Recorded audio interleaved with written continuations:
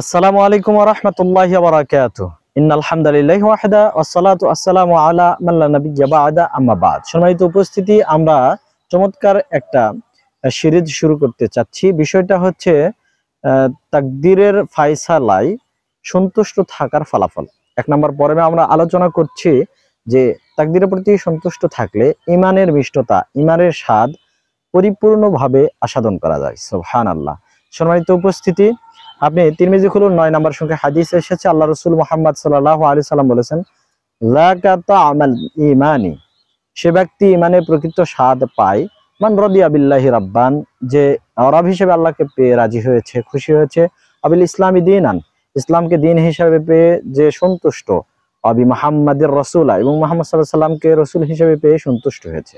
সম্মানিত উপস্থিতি, তাহলে প্রকৃত ঈমানদারগণ এই তাকদীরে বিশ্বাস স্থাপন করার কারণে এই ঈমানের স্বাদটা পায়। সুবহানাল্লাহ।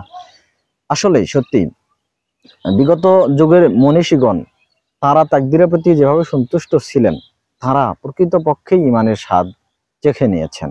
প্রমাণস্বরূপ বলতে পারি, আব্দুল আজিজ বিন রাওয়াদ রাহিমাহুল্লাহ, তিনি ২০ বছর যাবৎ তার একটা চোখ অন্ধ ছিল। তার পরিবারের সদস্যদেরকেও তিনি জানাননি। আল্লাহু আকবার। হঠাৎ করে একদিন তার সন্তান জানতে পারলে তাকে জিজ্ঞাসা করে, আব্বা জান, আপনার চোখের কি সমস্যা?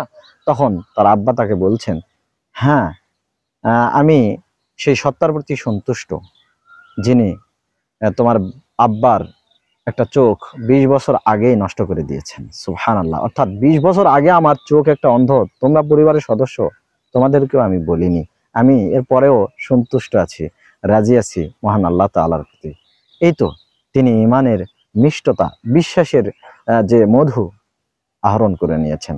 আসুন আমরাও তাকদীরের ফায়সালার প্রতি পরিপূর্ণ সন্তুষ্ট থাকি, ঈমানের মিষ্টতা আহরণ করি। আল্লাহ তৌফিক দান করুন, আমিন। ওয়া আখিরু দাওয়ানা আনিল হামদুলিল্লাহি রাব্বিল আলামিন। আসসালামু আলাইকুম ওয়া রাহমাতুল্লাহি ওয়া বারাকাতুহু।